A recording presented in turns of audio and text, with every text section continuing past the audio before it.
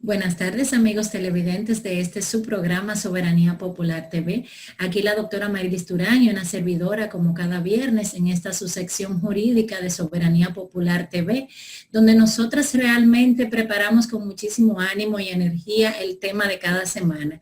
Los temas de la semana los escogemos dado a que la población regularmente pues tenemos un tema sobre el tapete que nos ocupa en esta semana y la intención realmente de esta sesión es poder orientar a nuestros televidentes. Hoy precisamente cuando venía para acá, para el programa, recibí una llamada de una televidente que cada semana, doctora, nos reporta sintonía y me llamaba para felicitarnos y decirnos que cuando vio en las redes sociales cuál es el tema de hoy, que lo vio en el día de ayer cuando anunciamos, pues me decía, wow, ustedes siempre empoderando a la población de lo que es el conocimiento. Y la verdad que eso nos llena de muchísima alegría porque vemos que lo que estamos procurando en nuestro objetivo se está llegando.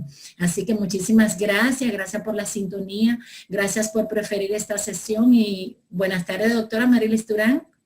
Gracias, querida amiga y público televidente de Soberanía Popular TV, que como cada viernes está ahí pendiente a ese tema interesante y que por lo general siempre lo abordamos con temas que van de la mano en la semana que nos toca hacer este programa. Y partiendo de esa premisa, pues este programa de este viernes, valga la redundancia, doctora, promete mucho porque tenemos un invitado de lujo, un experto en materia laboral, quien nos va a arrojar luz respecto de toda la situación, respecto de todas las inquietudes que hay en cuanto a lo que es el salario de Navidad, qué pasa si estoy suspendido, qué pasa si estoy en fase 1, qué pasa si estoy en fase 2, y todo una serie de preguntas que tanto trabajadores como empleadores pues van a tener muchas respuestas a cargo de nuestro invitado, el licenciado Heriberto Rivas.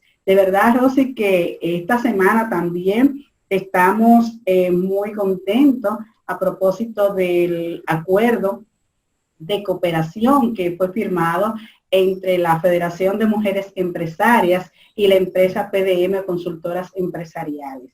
Realmente el acuerdo se llevó en el marco de un restaurante importante de la capital donde se dio cita a toda la directiva de la Federación de Mujeres Empresarias y las principales ejecutivas de PDM Consultoras Empresariales. Este acuerdo, cabe destacar, que sirve de soporte a lo que es la visión de la Federación de Mujeres Empresarias, en lo que es el capítulo de mesa de apoyo a todas nuestras socias, donde van a tener la oportunidad de tener aún más asesorías en todas las ramas, llámese fiscal, legal, laboral, que incluye prácticamente lo legal, claro está, también lo que tiene que ver con el tema de reorganización, entre otras aristas. ¿Qué le parece, doctora? Doctora, la verdad es que yo debo felicitarla públicamente en su condición de presidenta de la Federación de Mujeres Empresarias por el arduo trabajo que ha venido realizando en tan poco tiempo luego de asumir la presidencia. Y también, como no, felicitar a la licenciada Luz Divina Escoto por esta empresa PDM que la verdad nos ofrece a las socias de la FEN la oportunidad de poder recibir apoyo y orientación en todos los ámbitos que usted estableció. Me parece que es de un gran aporte para todas las socias FEM y además es una novedad cuando planteaba ayer en su discurso la licenciada Luz Divina Escoto de orientar en el aspecto de mujeres que cuando ya quedan en una etapa que pasan al retiro, que van a emprender algún proyecto, que se sienten y ahora qué. Y me parece muy interesante y felicitar a la Federación de Mujeres Empresarias en la persona de usted y de toda su directiva, que la verdad me honra formar parte, porque están pensando en todo lo concerniente al desarrollo del país, porque de la mano de la mujer podemos hablar de que está y reposa el desarrollo de la República Dominicana y por qué no del mundo, porque las mujeres somos madres de familia, mujeres trabajadoras y mujeres con una visión que cada día pues podemos ver cómo nos vamos insertando al mundo productivo. Así que felicidades y enhorabuena y éxito para este convenio. Gracias, mi doctora, y saber que usted forma parte de este hermoso proyecto en calidad de segunda vicepresidenta de la FEN, y esperamos que este acuerdo, con toda la plataforma que se dispone, pues que realmente llegue a todas nuestras socias, y ya hemos cursado en los respectivos documentos y redes este acuerdo, de modo tal que empiece inmediatamente su ejecución, y de lo cual tenemos grandes expectativas de poder llenar esa, no diríamos que esa laguna, pero sí esa necesidad, que siempre es importante, ese acompañamiento para toda mi pyme, el saber que pertenece a una institución a la cual está de la mano. Cualquier necesidad que tenga en cuanto a una asesoría, pues sencillamente a nivel de un teléfono o de un correo electrónico, pues podrá despejar sus dudas, y de manera muy abierta y con toda la confiabilidad, y sobre todo de la mano de expertas en las áreas, por tratarse de especializaciones, pues consideramos que va a ser un aporte importante para nuestra federación de mujeres empresarias. Señores, viene una pausa obligatoria para cumplir con los compromisos comerciales de este programa. Como dijimos, tenemos un interesante programa con un invitado de lujo, el licenciado Heriberto Rivas, experto en materia laboral. Luego de la pausa, continuamos.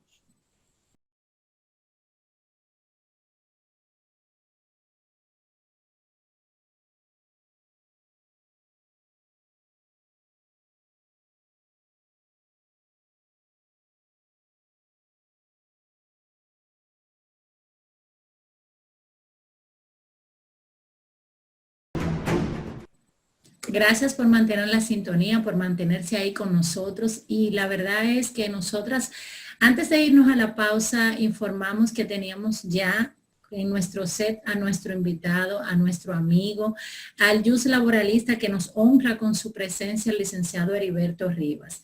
Heriberto Rivas es un especialista del derecho del trabajo.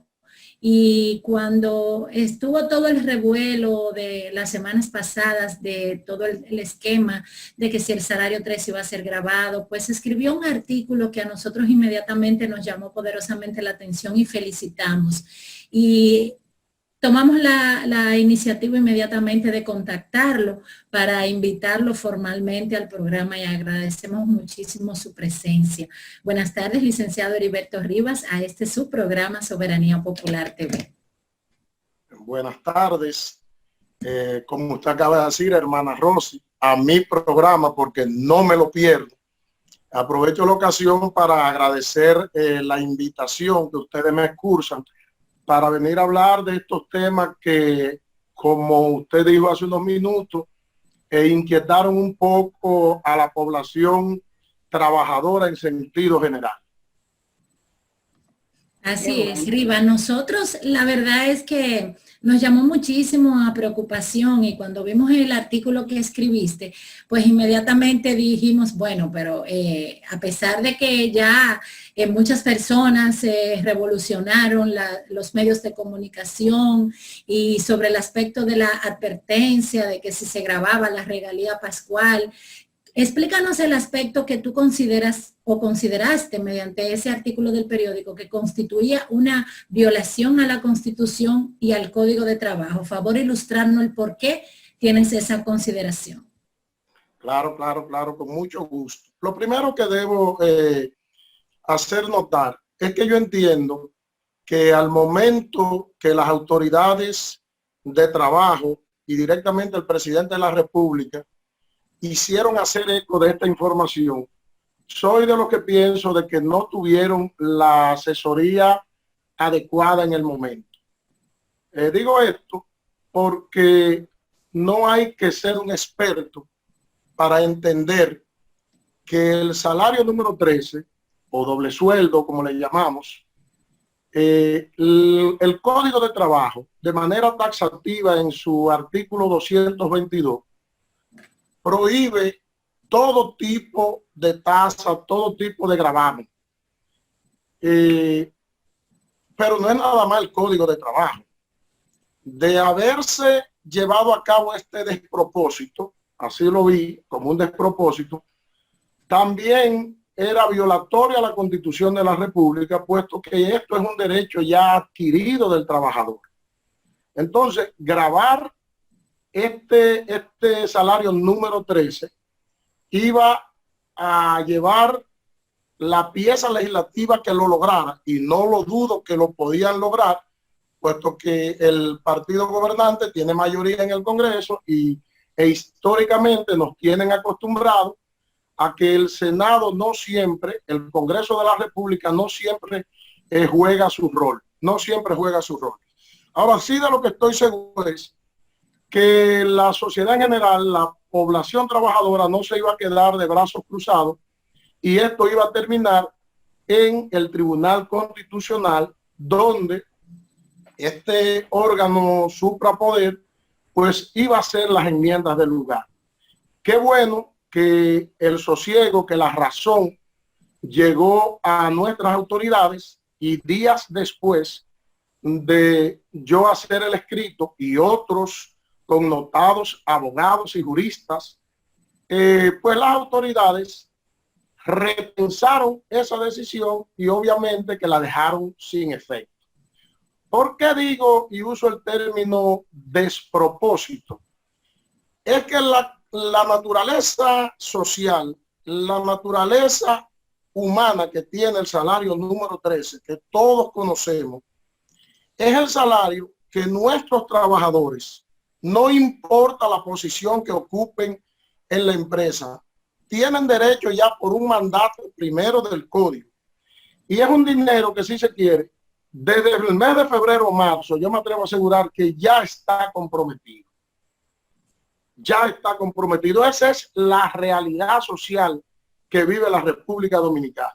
Pero y si no está comprometido... Tengo una pregunta arriba, y escúchame que te interrumpa, porque tú acabas de decir que el salario 13 es un derecho adquirido.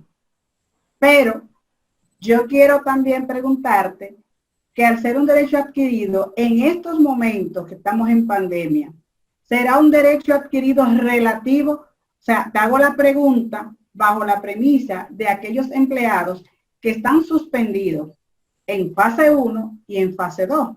Me gustaría que nos ilustrara a los queridos televidentes, sobre todo los dueños de negocios, ¿cuál es tu visión respecto de este derecho adquirido de cara a los empleados que están en fase 1 y en fase 2? Excelente pregunta, excelente pregunta. Doctora, este va a ser el dolor de cabeza de fin de año de los empleadores y los trabajadores. Así como yo defiendo y defendí que no se grabara ese salario 13, ese salario de Navidad, así me veo en la obligación de aclarar una situación que se está dando. Aquí la gran mayoría de los trabajadores están esperando el mes de diciembre para cobrar ese salario 13.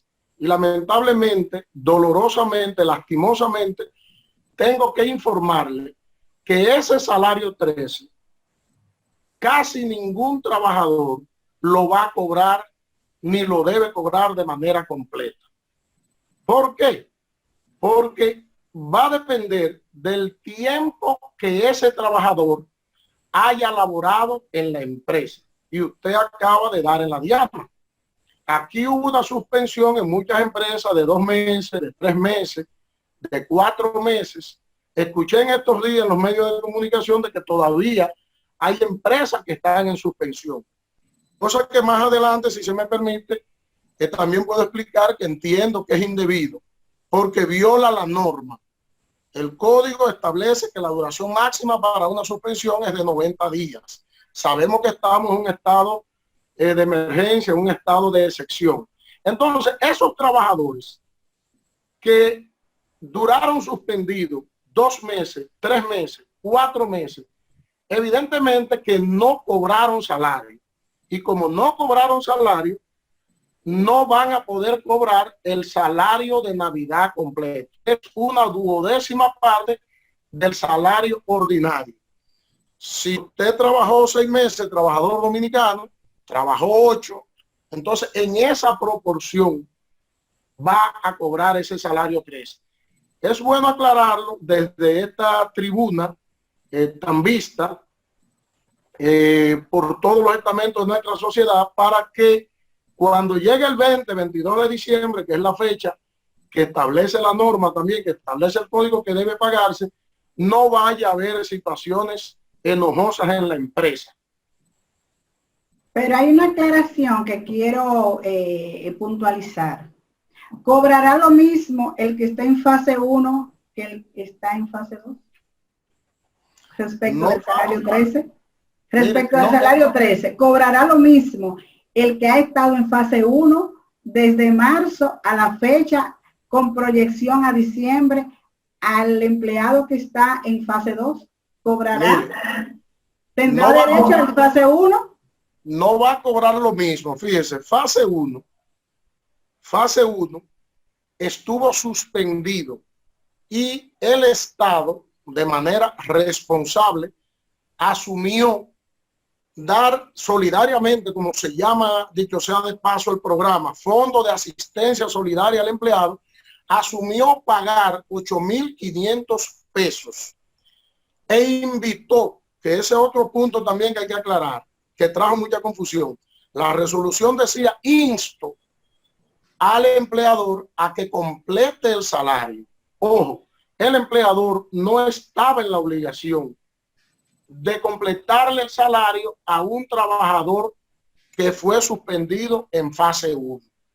El que quiso hacerlo, y conozco muchas empresas, y qué bueno, completarlo, lo completó. Ahora, no podía, ni puede, ni podrá haber una sanción para la empresa que no lo hizo o no pudo hacerlo. De modo y manera que ese trabajador que estuvo en fase 1 va a quedar económicamente más lesionado que el que estuvo o está en fase 2. Porque en la fase 2 el gobierno vino a subsidiar a estas micro, pequeñas empresas que no suspendieron ni rompieron contratos de trabajo, e hizo una especie de aporte de 5.000 pesos, y entonces la empresa, para mantener el empleo, se comprometió entonces a pagar el restante. Entonces, al trabajador suspendido en fase 1, esos 3 meses, él no produjo salario. Sin embargo, el de fase 2 se mantuvo cobrando su salario completo, los 5.000 pesos que el gobierno se dio, más el completivo que la empresa tenía que hacer. Debo señalar, según las estadísticas de Hacienda, en el programa fase 1 quedaron suspendidos, reitero, estadística de Hacienda, más de 866.000 empleados suspendidos. El Estado tuvo esa carga económica durante el tiempo duró la suspensión. Sin embargo, en fase 2, como la contribución fue menor, porque fue solo de 5.000 pesos, redujo la cantidad de empleados suspendidos, porque ya esos empleados que estaban en fase 2 mantuvieron sus empleos, estuvieron en su trabajo, porque el objetivo precisamente era eso, que no haya cancelaciones y que no se produjeran más suspensiones. Tomando en consideración, Rivas, que el trabajador que se le suspenden los efectos del contrato de trabajo no disfruta de salario ni tiene consecuentemente que prestar servicio, y le afecta el periodo de la suspensión al momento del cálculo de lo que es el salario de Navidad.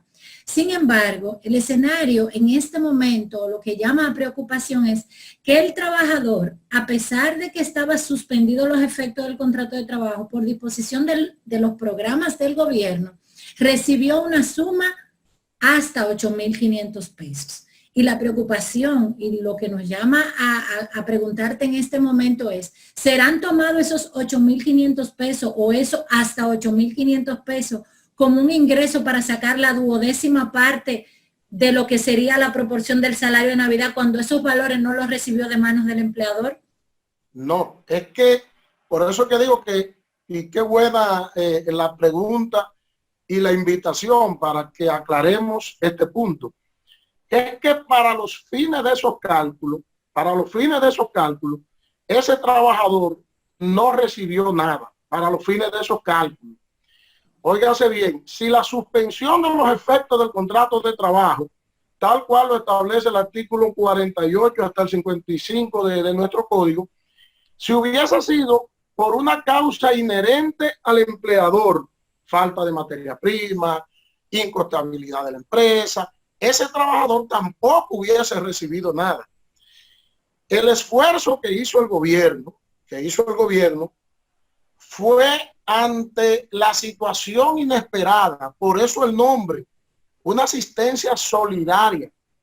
Porque si el gobierno no hubiese asumido esa responsabilidad, la empresa hubiese cerrado porque hubo un decreto del superior gobierno que le dijo cierren a todo para evitar el contagio del malvado virus que todavía tenemos. Entonces, para los fines, esos 8.500 pesos no cuentan. En términos más llanos, esos 3 meses se perdieron. Para que la población pueda entender, se perdieron. ¿Qué hay que pagarle al trabajador como salario de Navidad? Lo correspondiente a 9 meses, si la suspensión fue por 3, lo correspondiente a 10 meses, si fue por 2, lo correspondiente a 8 meses, si fue la suspensión por 4 meses, pero eso para esos fines no se cuenta y el empleador está muy preocupado. Se me han hecho ya en mi práctica privada varias consultas en ese sentido. Ellos están preocupados porque dicen, es que yo no produje un solo centavo en esos 3 meses de la suspensión porque el gobierno me obligó a cerrar.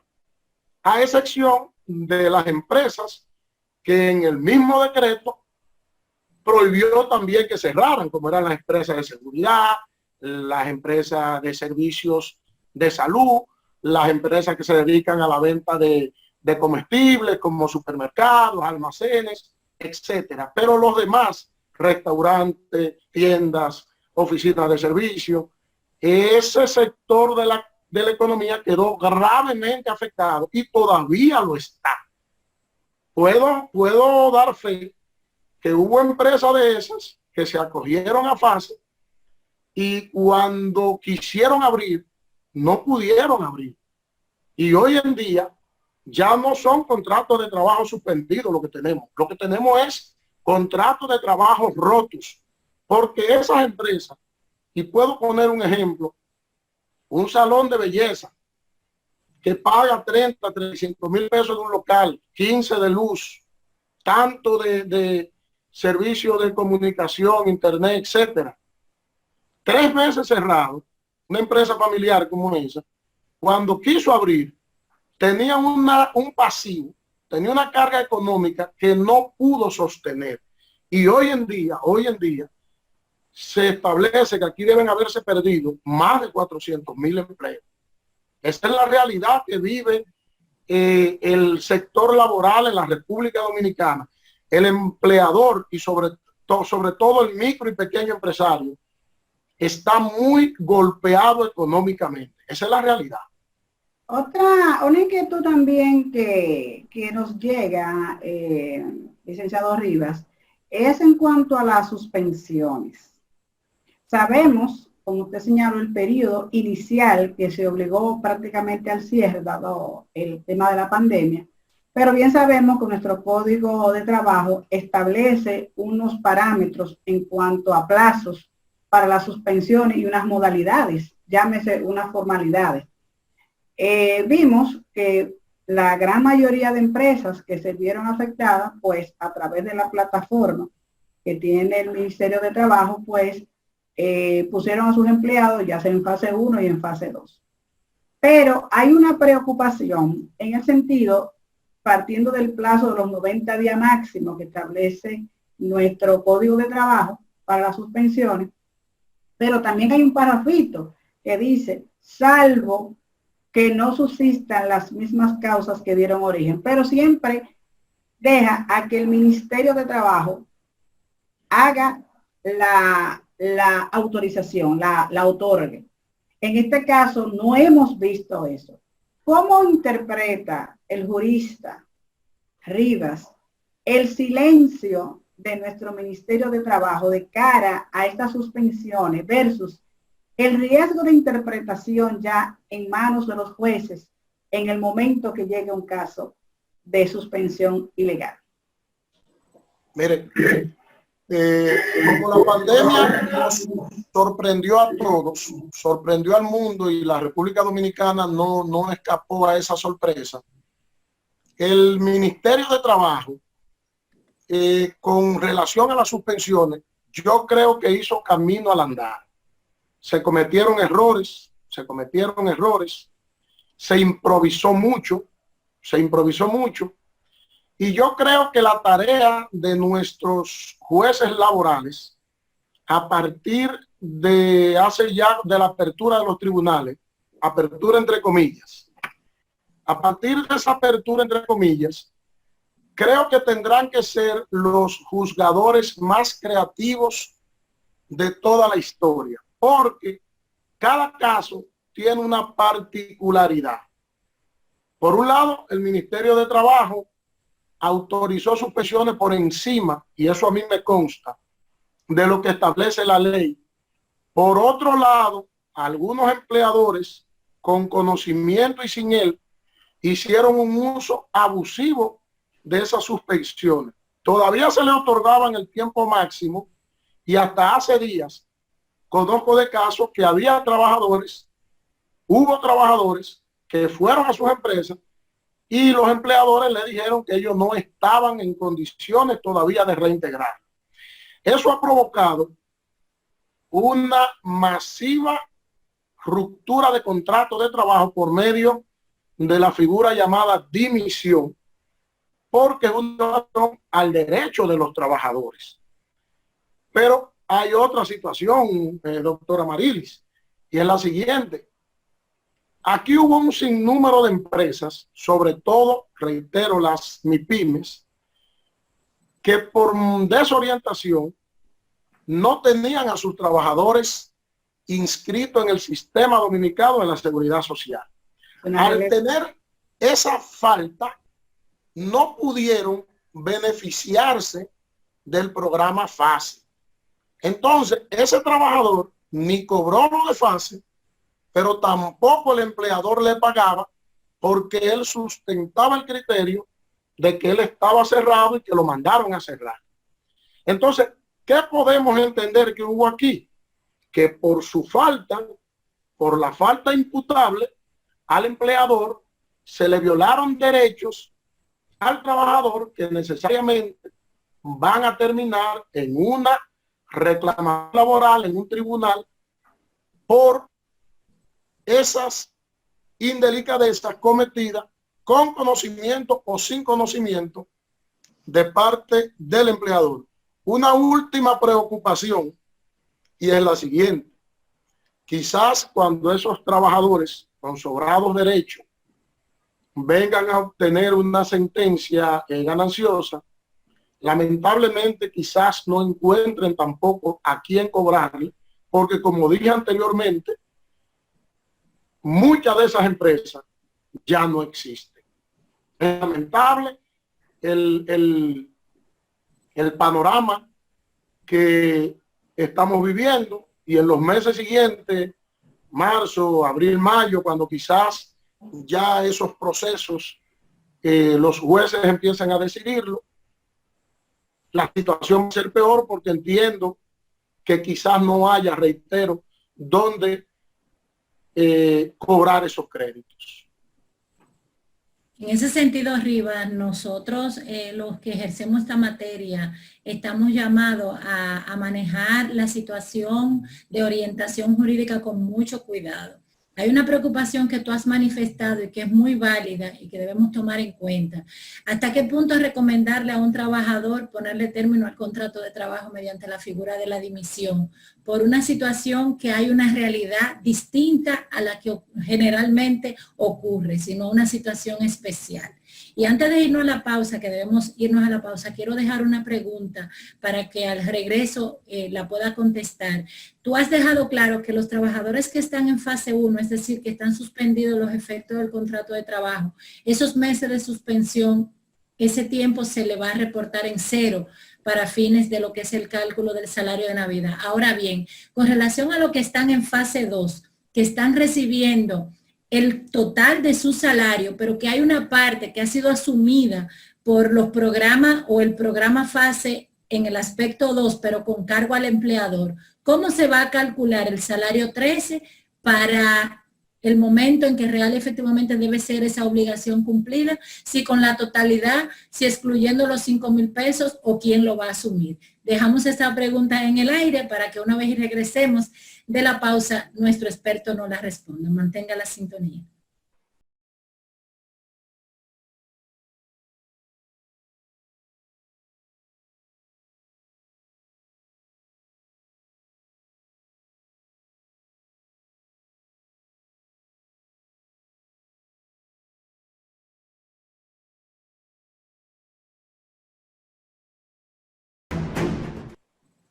Gracias por mantener la sintonía y continuamos en el desarrollo de este interesantísimo programa. Antes de irnos a la pausa, dejamos una pregunta al Yus Laboralista, nuestro invitado de lujo de esta tarde, que quisiéramos que comparta la respuesta para dejar claro el escenario, tanto a los trabajadores para que no se hagan una expectativa incorrecta, como también para los empleadores, que se le quite la preocupación hasta qué punto son mis compromisos, hasta cuánto tengo que pagar. Si esta pregunta, doctora, se me hubiese hecho en un examen de una tesis o para una designación, yo diría, como dijo un gran amigo, en un momento que se le evaluó, cuando salió de la evaluación, dijo, esta es una pregunta de laboratorio la que se me hizo. Oiga, ¿por qué hago el comentario antes de responderle? ¿Y por qué? ¿Y por qué dije anteriormente que los jueces laborales van a tener que emplearse muy a fondo y quizá estos casos, en su gran mayoría, van a terminar en la Suprema Corte de Justicia para ver cuál es el criterio? Por lo siguiente, digo esto. Si el trabajador se le pagó los 5,000 pesos que el gobierno cede y el empleador completa, estamos hablando de fase 2, la parte que falta, porque el objetivo del gobierno era mantener los empleos. A este trabajador nunca en esa fase se le redujo su salario. Entonces él va a entender, y su abogado, que a él no hay por qué reducirle su salario número 13 porque él cobró todos sus meses o parte de sus meses completo. Aterrizo un poco más. Duró 3 meses suspendido cobrando los 8,500. Estamos claros de que esos 3 meses no lo vamos a contar para el cómputo de ese salario 13. Ahora, a partir de ahí él trabajó 9 meses con la ayuda o sin la ayuda, sin el fase 2 o con el fase 2 cobrando su salario completo. Entonces, ¿qué es lo que dice el código? Que a él hay que calcularle sobre la base de los salarios que él ganó y él cobró su salario completo.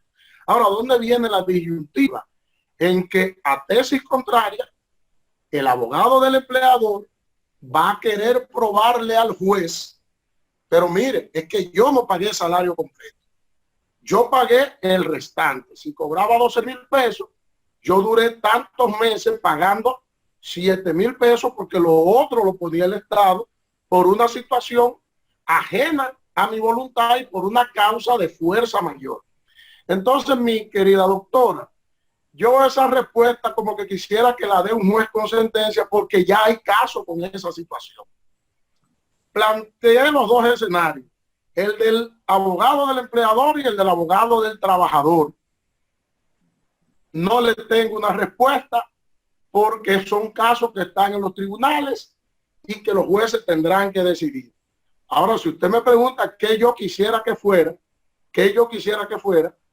el trabajador, la norma, la doctrina, La jurisprudencia lo considera un iletrado, el trabajador no sabe de eso, él cobró su salario completo.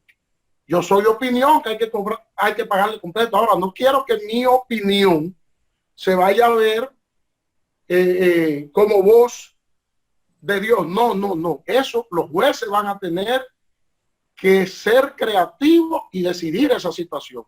Porque situaciones como esa y como otras se van a presentar y es lo que va a crear jurisprudencia a nivel de primer grado, a nivel de corte, porque todos los jueces no piensan igual. En ese mismo tenor hay una pregunta donde va a venir también otra situación especialísima y es la siguiente. Los trabajadores están contando que a partir de los 90 o 120 días después del cierre del año fiscal, ellos van a cobrar los famosos bonos o la participación en los beneficios de la empresa, que es como jurídicamente se llama. Pero todos los trabajadores, marzo, abril, las empresas están en la obligación de repartir un 10% de las ganancias, de las utilidades que tuvo la empresa en ese año fiscal, entiéndase, en ese año. Pero yo me pregunto, ¿cuáles beneficios va a repartir una empresa que duró quizás 3 meses, 4 suspendida, y que cuando abrió, y no estoy haciendo aquí el papel del abogado del diablo, el que me conoce sabe cuál es mi inclinación dentro de esta fascinante área del derecho. Todo el mundo lo sabe, pero la realidad y mi papel aquí en este importante programa es aclarar, pero una empresa que en pandemia quizás se mantuvo abierta, quizás los beneficios fueron muy pocos, cuando toque dar esa bonificación, ustedes verán, país, el crujir de dientes de los empleadores diciendo me engañaron, el año pasado a mí me dieron 40,000 pesos de bonos, este año me están dando 6, me están dando 9 y se van a sentir timados, cuando en la realidad es que la situación económica en que está envuelto el país no va a permitir que los trabajadores gocen de esas jugosas sumas de dinero que gozaron años anteriores a la pandemia. Tenemos una quiebra virtual en una gran cantidad de nuestras empresas. Pero yo voy más lejos.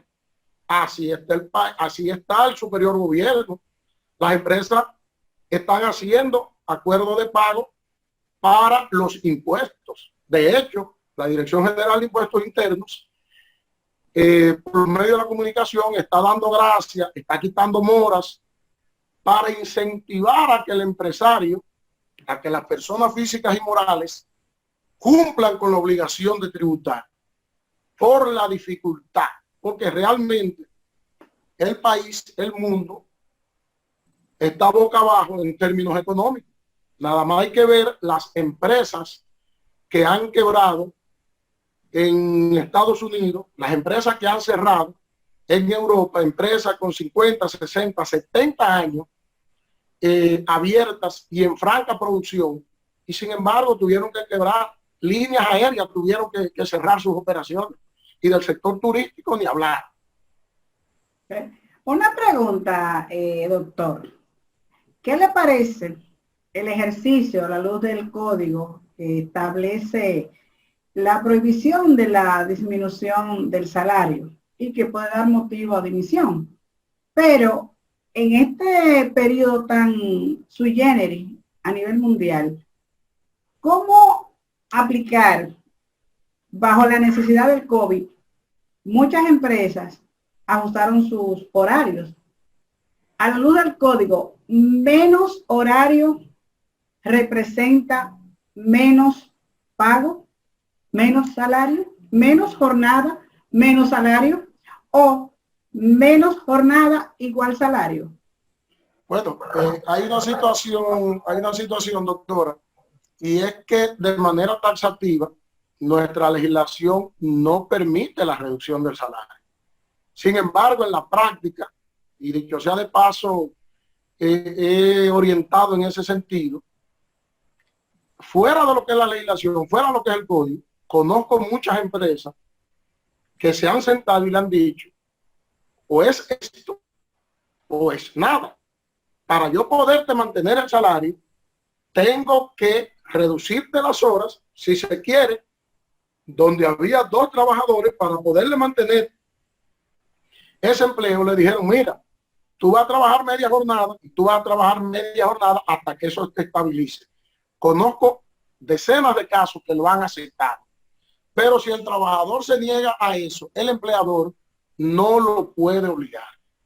No lo puede obligar porque de manera taxativa la ley lo prohíbe, el código lo prohíbe. En la práctica se está haciendo. Yo le decía en un conversatorio con unos amigos que yo me había quitado la chaqueta del litigante, del abogado peleador, y me he convertido entonces en el abogado consejero y conciliador, porque realmente yo entiendo que nosotros tenemos también, los abogados, que contribuir y aportar con nuestro granito de arena, porque si no lo hacemos así, entonces vamos a contribuir real y efectivamente para que en el país no haya empleo, porque la realidad nos está dando en la cara. No es que el empleador quiere, es que tiene la necesidad de hacerlo así. Y si no le buscamos la salida como amables componedores, entonces vamos a aportar a la conflictividad y a que en los tribunales hayan más demandas que, como dije al inicio de esta conversación, no vamos a encontrar a quien cobrarse. Así es, Riva. Nosotros, en mi persona, reconocerte esa decisión de quitarte la chaqueta del litigante, porque realmente en estos momentos debe primar el principio de la solidaridad. Debemos ser sensatos y salirnos de la interpretación exegética de la norma, porque la norma no fue hecha en medio de una pandemia. La norma fue hecha en medio de protección a una parte realmente, por así decirlo, diferente, una parte desigual entre lo que es el trabajador y el empleador, y tratando de buscar el equilibrio. Pero en este momento, lo que nosotros, los que estamos para asesorar trabajadores y así empresas, estamos llamados a quitarnos esa chaqueta de litigante, como bien tú señalas. Y de verdad, permíteme reconocerte públicamente, porque eso lo da realmente la sensatez, el conocimiento, el poder llegar a esos niveles de poder entender que en este momento me debo quitar la chaqueta del litigante y colocarme en buscar una media, porque es una pregunta súper interesante. Y como bien tú se la responde a Marilis, la reducción salarial no está permitida. Ahora hay una situación que nos lleva a que las partes de mutuo acuerdo puedan entender que debo obviar lo que la norma establece y llegar de manera sensata a un acuerdo entre las partes, porque es o permites que te reduzca el salario o simplemente no hay trabajo para ti. Yo voy, mi estimada Rosy, más lejos. En una posible y necesaria modificación del código, hay que contemplar la posibilidad de que vuelva a surgir una pandemia o una situación que económicamente lleve a las empresas en el estado donde están y buscarle la salida jurídica, pero ya establecida en el código, para que no nos pase lo que nos está pasando ahora. Fíjense cómo hemos tenido que entrar en la práctica en el uso del teletrabajo, que no está contemplado en nuestra legislación tampoco. Países ya del Cono Sur sí lo tenían contemplado, y otros, puedo mencionar el caso de Ecuador, el caso de Chile, el caso de Perú, tan pronto entró la pandemia, el Congreso de esos países se abocó a crear ya la legislación, adecuar la legislación y a contemplar el teletrabajo. Nosotros somos los primeros en muchas cosas, pero también somos lamentablemente últimos en otras. El Congreso de la República ha debido ya, de manera urgente, establecer una norma ya para regular el teletrabajo, porque en la práctica lo estamos usando. Ya estamos haciendo uso del teletrabajo. Sabemos que hay un anteproyecto para esos fines, pero nuestros legisladores están, parece, ocupados en otras cuestiones, y este es un asunto urgente porque esto impacta de manera directa a la médula económica de la nación, que son los empleadores. Recordemos que si no hay empleador, no vamos a tener trabajo. Esa es la realidad. Más importante. Esa es la realidad. Eso es así. Otro puntito a propósito de las suspensiones y lo que tiene que ver con todo lo que acontece en este proceso del COVID, es el tema de las vacaciones. En el mes de marzo tuvimos unas disposiciones que instaban a los empleadores a que le pagaran una semana de vacaciones a los empleados. Y otras que fueran disfrutadas, a propósito como de buscar como una compensación. Pero desde el punto de vista de la ruptura del contrato, en donde yo como empresa le di esas vacaciones, en como yo como empresa pagué esas vacaciones. Pero por otro lado me dicen, pagar las vacaciones está prohibido. Pero cuando el empleado ya no pertenece a la empresa, entonces vienen el tema de los reclamos. Como tengo un caso de un empleado que disfrutó sus vacaciones a propósito de esa recomendación, pero resulta que hace pocos días le presenta a la empresa que él necesita sus vacaciones. Y le dicen, pero ¿cómo tú me vas a pedir vacaciones cuando realmente hemos estado 2 meses y pico sin labores? Te hemos pagado una semana, de acuerdo a lo que nos dijo las autoridades, y tú me dices que quieres tus vacaciones. Y él decía, eso no son problemas míos, yo quiero mis vacaciones. Dame tu opinión. Mire, en el momento que eso sucedió, que esa disposición también estuvo dentro de la apresurada resolución 007 que emitió el Ministerio de Trabajo, cargada de buenas intenciones, porque el problema es que la pandemia no le dijo a nadie voy para allá, llegó. Y las autoridades de entonces, el ministro de entonces, cargado de buena fe, redactó una resolución queriendo como buscarle parches a la situación. Fíjese que dice que instaba, como dije ahorita también cuando hablaba de que completaran el salario. O sea, no obligaba. Entonces, las empresas, creyendo que la pandemia era una cuestión de 1 mes o de 2 meses, se acogieron a la resolución, pero la misma respuesta le voy a dar la que le dije a la compañera Rosy. El derecho a las vacaciones, conforme al 177, es un derecho del trabajador que está incluso hasta tabulado. Al trabajador hay que decirle en qué mes le tocan sus vacaciones. Hay que programarse. Entonces, esa situación, doctora Marilis, también va a terminar en un tribunal y va a tener un juez que decidirla.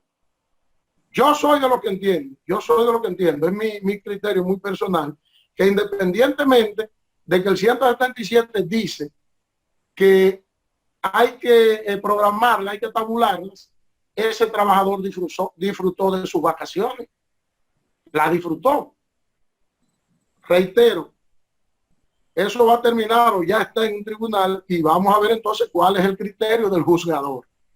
Pero no todo lo legal es justo, ni todo lo justo es legal. Es legal. Ese trabajador disfrutó sus vacaciones. En medio de una pandemia a lo mejor no salió de su casa, pero es que no salimos ninguno.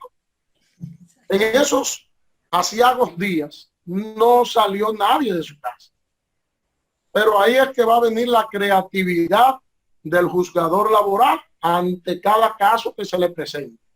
Bueno, yo te puedo decir, si fuera jueza que me tocara decidir eso, si legalmente el código no me permite excluir ese derecho adquirido, mínimo, eso que pagó la empresa debe considerarse como un abono a prestaciones, un adelanto a prestaciones laborales, porque tampoco el empleador de buena fe que ha hecho un pago puede ser la misma norma que te time que te ponga en un estado de indefensión bajo el criterio del código. Yo le pagué, entonces ese dinero ¿a dónde va? Bueno, vamos a ponerle entonces avance a salario, que es deducible, porque vamos a presumir la buena fe. Si el empleado dice, no, pero que las vacaciones son para disfrutarlas, yo estuve en mi casa obligado, no fue unas vacaciones que yo elegí, que ese fue la postura del caso que te estoy diciendo.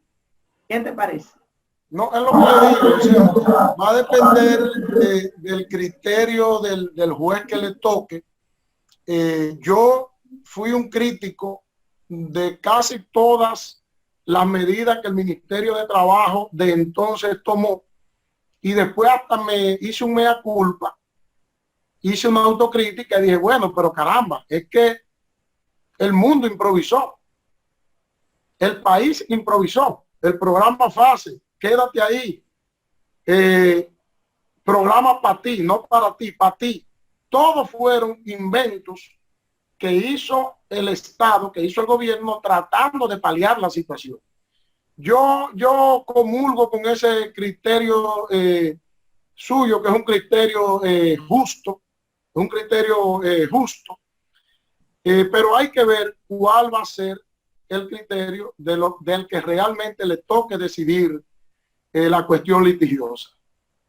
Estoy de acuerdo, comparto el criterio, doctora, lo comparto. Es que hay que buscar el equilibrio. Yo insisto en esa parte de buscar el equilibrio, de entender, de que prime el principio de la solidaridad. Porque hay una realidad, no disfrutaste, pero también yo te pagué. O sea, vamos a ser justos. Lo primero, si queremos ser felices y continuar con el verdadero espíritu que debe tener una relación laboral, es una relación de familia, porque entre el trabajador y el empleador debe generarse esa relación de confianza, de cariño, de amor, y que de verdad haya una verdadera identificación, tanto de parte del trabajador con lo que le produce su medio de sustento, como del empleador con esa fuerza de trabajo con la cual puede echar hacia adelante su empresa. Si no nos hermanamos en esta coyuntura, lamentablemente, nuestras empresas, lamentablemente, enero o febrero, ya han desaparecido muchas.